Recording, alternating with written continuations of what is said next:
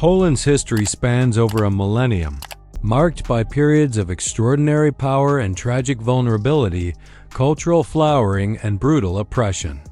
From its medieval origins as a unified kingdom to its modern role as a democratic European nation, Poland's story reflects the broader currents of European history while maintaining its distinct national character. Poland emerged as a recognizable political entity in the 10th century under the Piast dynasty. The pivotal moment came in 966 CE when Duke Mieszko I converted to Christianity, establishing the Polish state's foundation and aligning it with Western European civilization. This conversion was both a spiritual and political decision, protecting Poland from the aggressive Christianization campaigns of the Holy Roman Empire.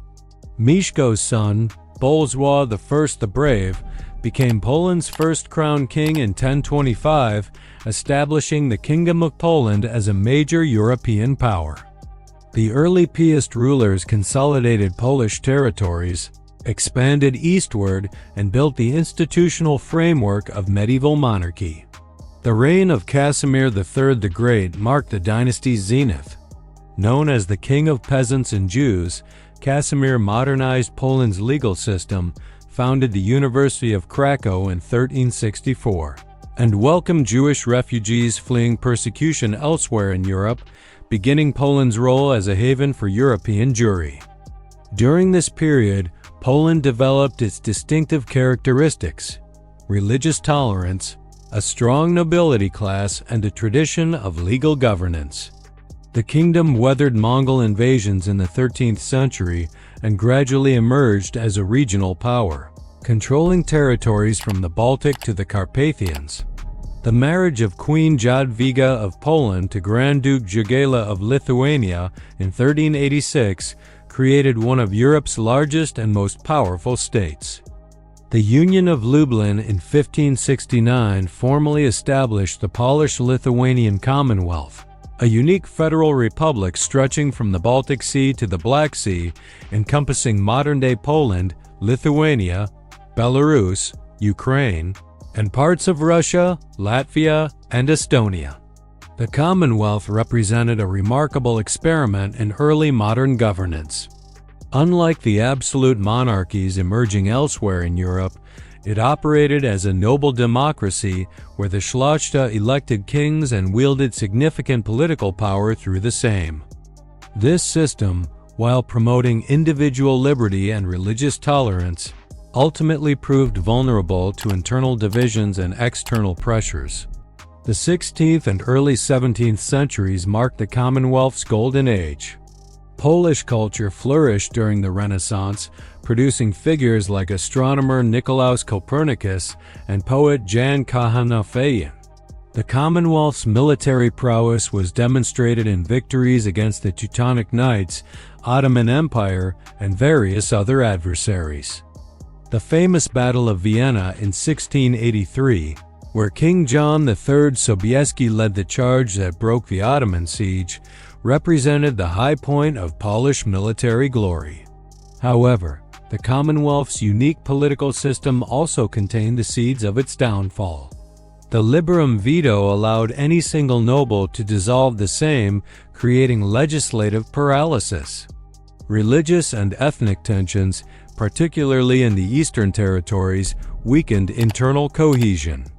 The devastating wars of the mid-17th century, including the Chmielnicki uprising and Swedish invasion known as the Deluge, marked the beginning of the Commonwealth's decline.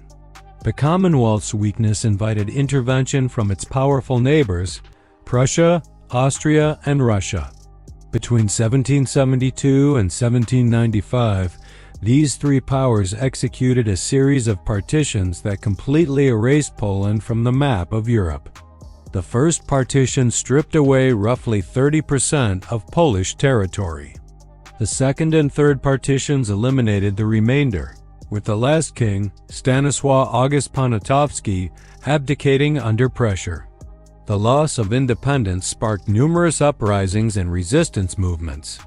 The Kosciuszko Uprising, led by Tadeusz Kosciuszko, represented the Commonwealth's final attempt to preserve independence. Later revolts, including the November Uprising and January Uprising, while ultimately unsuccessful, kept Polish national consciousness alive and earned international sympathy. During the partition period, Polish culture and identity survived through literature, music, and education. The Romantic movement, exemplified by poets Adam Mickiewicz and Juliusz Słowacki, created a powerful mythology of Polish suffering and resistance. Frédéric Chopin's compositions carried Polish folk themes to international audiences. Polish emigrants, particularly in Paris, maintained diplomatic efforts and cultural institutions that preserved national identity. The partitioning powers attempted various strategies of integration and suppression. Russia imposed Orthodox Christianity and the Russian language in its territories. Prussia pursued systematic Germanization. Austria, while more liberal, still sought to diminish Polish influence. These policies often backfired, strengthening rather than weakening Polish national sentiment. Poland regained independence in 1918 as World War I ended and the three partitioning empires collapsed. Józef Pilsudski, the military leader who had commanded Polish legions during the war, became the new state's dominant figure. The Second Polish Republic faced enormous challenges, establishing borders, integrating territories with different legal and economic systems, and managing ethnic minorities who comprised about one-third of the population. The Polish-Soviet War proved crucial in defining the new state's eastern borders. The conflict culminated in the Battle of Warsaw, where Polish forces defeated the advancing Red Army, preventing the spread of Bolshevik revolution westward. This victory, called the Miracle on the Vistula, secured Polish independence and established borders that included significant Ukrainian, Belarusian, and Lithuanian minorities. Interwar, Poland struggled with economic challenges and political instability. The democratic system established by the 1921 Constitution proved fragile, with numerous short-lived governments and political fragmentation. In 1926, Pilsudski staged a coup and established an authoritarian regime, though one that maintained parliamentary forms and continued to respect minority rights more than many contemporary European states. Despite political problems, interwar Poland experienced significant cultural and intellectual development.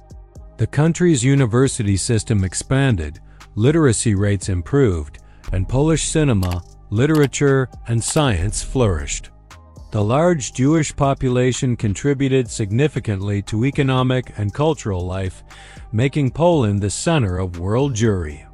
The German invasion of September 1, 1939, followed by the Soviet invasion on September 17, began the most catastrophic period in Polish history. The Molotov-Ribbentrop Pact had secretly divided Poland between Nazi Germany and the Soviet Union. Despite brave resistance, Polish forces could not withstand the two-front assault, and the government fled into exile. The Nazi occupation was extraordinarily brutal. Hitler's plans called for the elimination of Polish intellectual and cultural leadership, the enslavement of the population, and the eventual colonization of Polish territories by Germans. The Auschwitz-Birkenau complex, originally built for Polish political prisoners, became the largest Nazi death camp. The Holocaust devastated Poland's 3 million-strong Jewish community, with approximately 90% murdered in ghettos and death camps. Polish resistance was among the most extensive in occupied Europe. The Home Army conducted sabotage operations, intelligence gathering, and preparation for a general uprising. The Warsaw Ghetto Uprising and Warsaw Uprising represented acts of desperate heroism against overwhelming odds. The latter, intended to liberate Warsaw before Soviet arrival, resulted in the city's destruction and massive civilian casualties when expected Western aid failed to materialize. Soviet occupation of eastern Poland proved equally devastating. The NKVD murdered thousands of Polish officers in the Katyn Forest and other locations, while deporting hundreds of thousands of civilians to Siberia. The competing visions of post-war Poland held by the London-based government in exile and Soviet-backed communists created lasting divisions.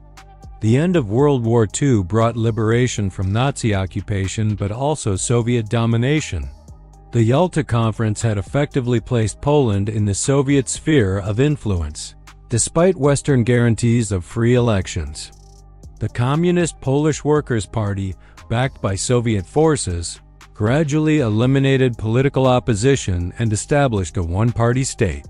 The early communist period involved massive population transfers and border changes. Poland lost its eastern territories to the Soviet Union but gained German lands in the west and north, including Silesia and former East Prussia. Millions of Germans were expelled, while Poles were resettled from the lost eastern territories. This created an ethnically homogeneous state for the first time in centuries. Stalinist rule in the early 1950s imposed Soviet-style socialism through force and terror. However, Poland retained more autonomy than other Eastern European satellites. The Catholic Church remained a powerful independent institution, and collectivization of agriculture was never fully completed. Following Stalin's death in 1953, Poland experienced a gradual liberalization. The 1956 Poznań Uprising and subsequent rise of Władysław Gomułka to party leadership marked the beginning of a more distinctly Polish form of socialism. While remaining within the Soviet bloc, Poland maintained greater cultural and intellectual freedom than most communist states. The Catholic Church, led by charismatic figures like Cardinal Stefan Wyszyński, provided moral authority and organizational structure for popular resistance to communist ideology. The 1970s brought new challenges. Edward Jurek's leadership promised modernization through Western loans and technology transfers, but mounting debt and economic stagnation led to social unrest. Price increases in 1976 sparked worker protests, revealing the regime's fragility. The election of Cardinal Karol Wojtyła as Pope John Paul II in 1978 proved transformative for Poland and Eastern Europe.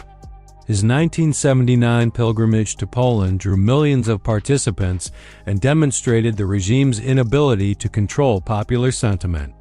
The Pope's message of human dignity and peaceful resistance inspired opposition movements across the communist world. The Solidarity movement emerged from labor strikes in August 1980, beginning at the Lenin shipyard in Gdańsk under the leadership of electrician Lech Wałęsa.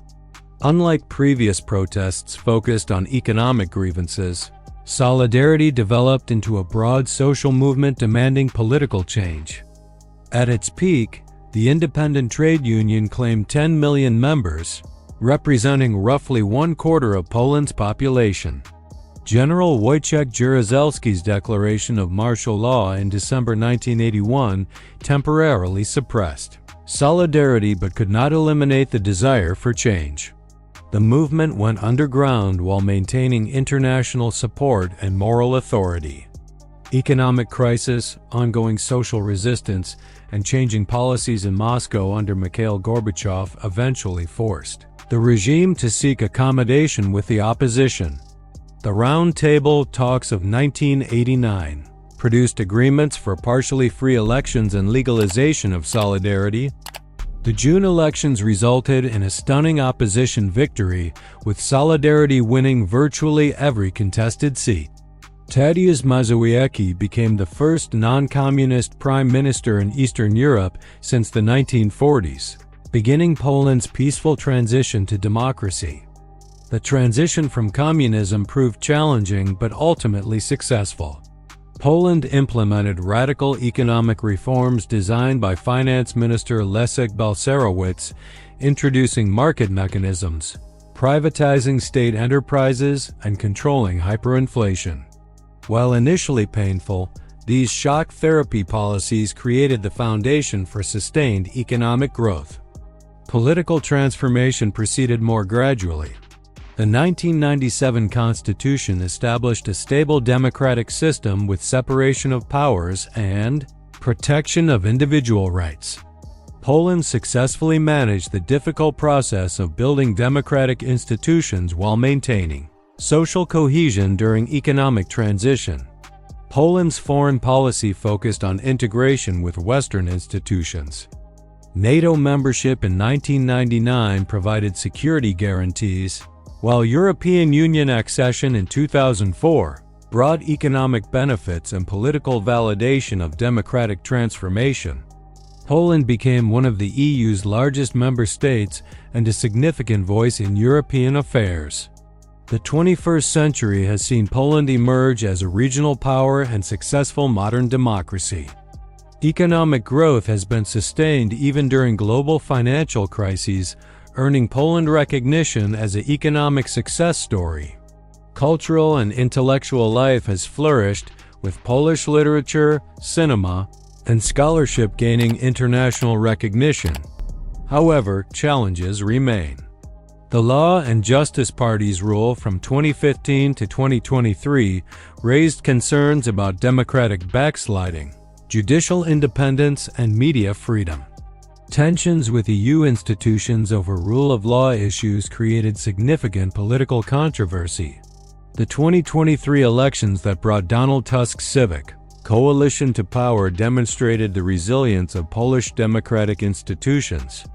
Poland's millennium-long history reflects the broader themes of European development while maintaining distinctive national characteristics.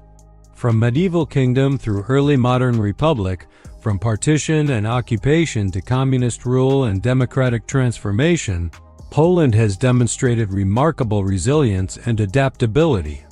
The country's commitment to religious tolerance, individual liberty, and cultural achievement has survived centuries of foreign domination and internal strife. Today's Poland represents the culmination of this long historical journey, a prosperous, democratic nation that has successfully integrated with Western institutions while preserving its unique identity. The challenges of the 21st century, from demographic change to European integration to global competition, will test Poland's continued ability to adapt and thrive. However, the lessons of history suggest that Poland's deep cultural roots, democratic institutions, and European integration provide a solid foundation for meeting future challenges while honoring the sacrifices and achievements of previous generations. Thanks for watching. If you enjoyed this video, please like, share, comment, and subscribe to the channel for more engaging historical content.